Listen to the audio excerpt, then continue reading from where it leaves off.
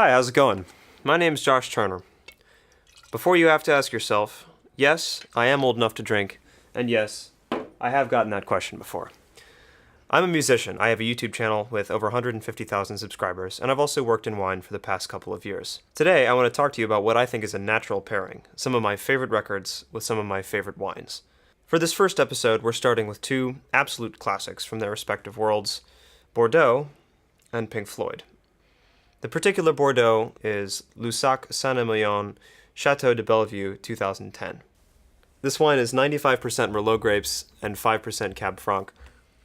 And the album that I've chosen is Wish You Were Here, Pink Floyd's iconic 1975 recording, which came just after Dark Side of the Moon and which is, in my opinion, maybe their best creative outing ever. I've had this wine open for over 2 hours now, and I think that one of the reasons that it makes a really great pairing with this record is that they both take a really long time to express themselves. They take a long time to get their ideas across. This wine was very tight when I first opened it. It was very acidic and wasn't showing a lot of other character, but now after several hours, it's coming on with some really nice notes of dark berry, which you expect from Merlot. It's not super oaky, despite having spent 2 years in spent oak barrels, and it's not super fruity, despite being predominantly Merlot. And I think that restraint also really characterizes this record a lot. There were so many offenders in the 1970s of the poor and improper use of synthesizers, and Pink Floyd was holding a lamplight for how to record synth and make it sound not only cool, but iconic and almost like an organic instrument at many times.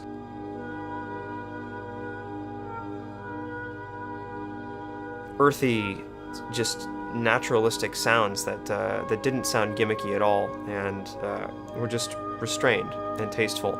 And I think that speaks a lot to the way that this wine was made as well. David Gilmour's guitar playing on the album also just embodies restraint. Let's take a look at one of the most iconic acoustic guitar solos of all time off of the title track.